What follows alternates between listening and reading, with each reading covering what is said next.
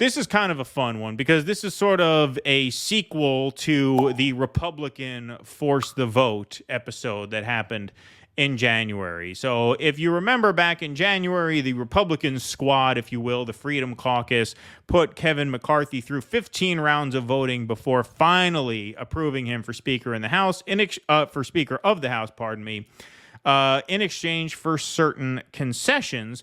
Some of those he has made good on. Many of those he has not made good on, and what he's done for the Freedom Caucus is apparently nowhere near good enough for Congressman Matt Gaetz, who never actually bent the knee and voted for McCarthy for Speaker. So here's Matt Gaetz on the House floor, really putting the squad to shame in terms of how you resist party leadership. So let's hear a little bit of this.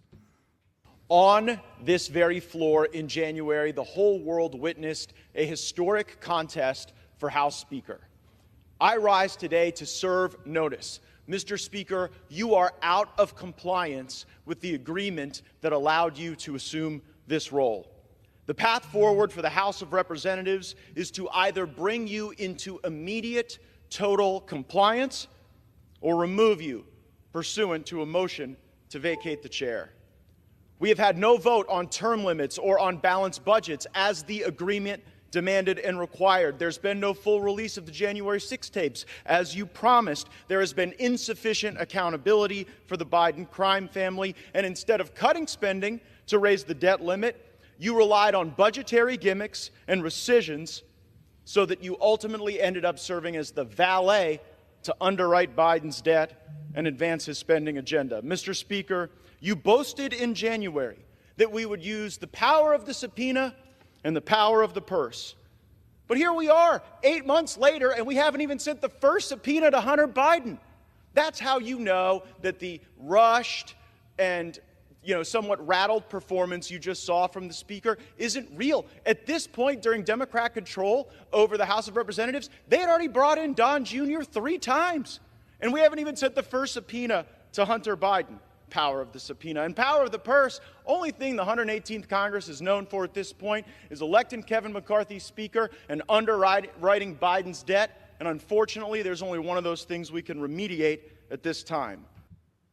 So, as you can see there, the concessions that have been satisfied are not sufficient for Matt Gaetz's liking. Now, ironically, one of the concessions that McCarthy did grant the Freedom Caucus was the change in the rules that said that any member of Congress can introduce a vote to oust the Speaker of the House. And so Gaetz here threatening to take advantage of one of the things that McCarthy made good on in order to try and bounce him.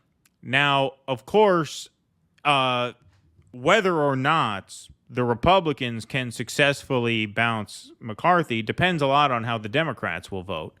And I don't think the Democrats are interested in resolving this one way or another. So McCarthy can probably survive this challenge. But it shows you just how willing the Freedom Caucus is to bring the ruckus on the Republican Party in the way that the squad promised to bring the ruckus on the Democratic side. Matt Gaetz has been tweeting about McCarthy all week. He put a tweet up of McCarthy with the Ukrainian flag sort of pocket square, and said, how do you feel about this? He's been doing online polls on his feed about whether or not they should bounce McCarthy. So really going at him with everything he's got, all sort of illusions of party unity, be damned. Move the fucking motion, McCarthy reportedly defiant in heated closed-door meeting as he faces down GOP mutiny. Could you imagine a conflict like this on the Democratic side? Could you imagine AOC calling out Nancy Pelosi in those explicit terms on the House floor, and then Nancy Pelosi coming back, come at me, bitch, come for me, bitch? Like, it would never happen. It would just never happen, right? Because the Democrats are just it's not in their character to do that. So this is from Mediaite. McCarthy responded to Gaetz's threat on Thursday morning, telling Gaetz and his allies to go ahead and move the fucking motion, according to CNN's Melanie Zanona. Politico's Olivia Beavers added more context to the quote, reporting that McCarthy told them, quote, if you think you can scare me because you want to file a motion to vacate, move the fucking motion, and insisted that if he ended up being replaced, his successor would be making the same exact arguments he was. Gaetz reportedly responded to McCarthy's arguments by asking him to just move the fucking spending bills. That's what they're really all about right now. McCarthy won the Speaker's gavel after 15 rounds of voting earlier this year, as Gaetz and other conservative holdouts sought to extract concessions from him ahead of time. And so, that performance that Gaetz put on there went on for about 4 minutes. And there's obviously no pressure on Gaetz's part that he feels to ease up. And that is exactly the kind of fighting spirit that we thought we were getting when we voted in our progressive insurgents in 2018 and in parts of the 2020 cycle as well. But this I know caught your eye, Warren. So what are your thoughts on that? Well, yeah, I mean, exactly. It's just very frustrating to see. I mean, it's not just the Freedom Caucus; it was the Tea Party before them. Right? Why exactly. Is it always Yeah. Republicans? Exactly. It's always Republicans that are standing up to their own.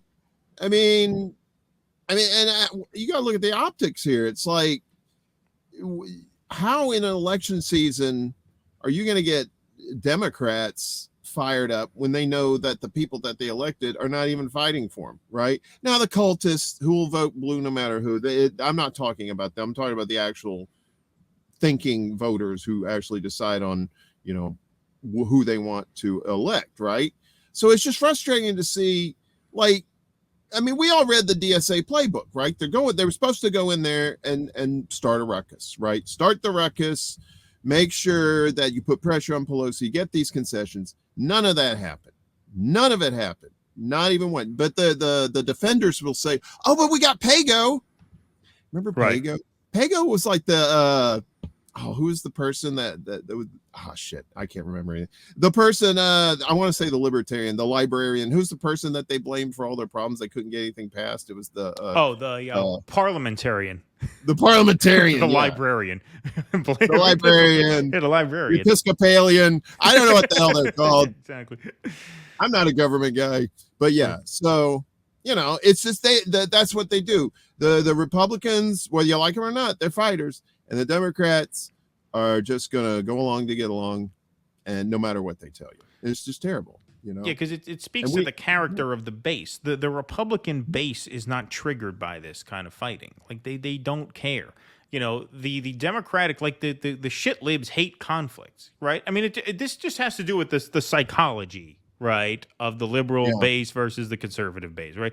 Liberals tend to be very conflict averse. They're more neurotic. They're shyer, right? They don't like to spar. They don't like to battle, right? They are very invested in civility. Whereas obviously the Republican base does not share those qualities. If they did, they wouldn't have nominated Trump, right? And Trump wouldn't be winning now. So it just speaks to just an entirely different psychology. One side is much more willing to fight and much more willing to put up with each other if they have to in order to advance a common goal in the end. There's not so much fretting about fracturing the party or dividing the party. Like you just said, they're doing this going into an election year, right? I mean, on the Democratic side, if any Democrat stepped out of line the way Gaetz did, he would be censured by the leadership, right? Hakeem Jeffries would come out and say, this is ridiculous. This happened to a certain extent in 2019 against the Squad when Tlaib and Omar started talking about Zionism and Israel and AIPAC's influence on the party. What happened? Leadership shut them up and shut them down. And they haven't stepped out of line since, right? Because on the Democrat side, they just cannot tolerate internal conflict because there is that liberal hive mind, right? They are much more cultish in a lot of ways than the GOP side, in the sense that they don't appreciate dissent. They don't appreciate argument. They don't appreciate original thought. They actually have contempt for original thought and free thinkers.